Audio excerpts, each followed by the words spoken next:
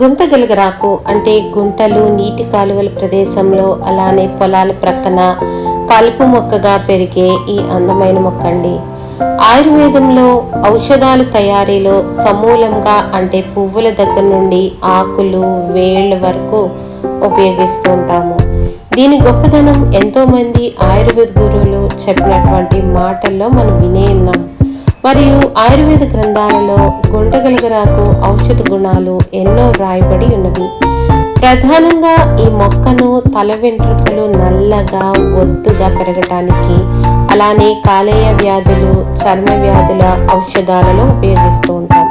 తలనూనె తయారీ విధానం ఇంకోసారి చూపించాలని తీసినటువంటి ఈ వీడియో అండి. ఈ నూనె తయారీని ఆయుర్వేదానుసారంగా ఇలా తయారు చేస్తాము.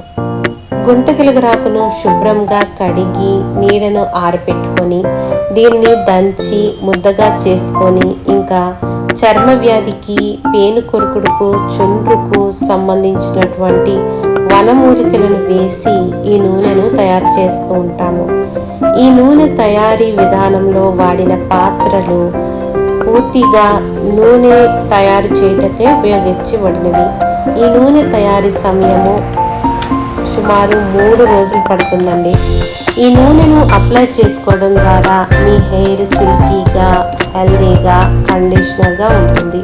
డాండ్రఫ్ సమస్యలు, పేను కొరుకు సమస్యలు ఉన్నవారు కూడా ఈ నూనె మంచి రిజల్ట్ని ఇస్తుంది. ఈ నూనె కావలసిన వారు స్క్రీన్పై కనిపిస్తున్నటువంటి నెంబర్కి కాల్ చేసి ఆర్డర్ పెట్టవచ్చు. మీ అరోమా బేతనియా ఆయుర్వేదిక్ పంచకర్మ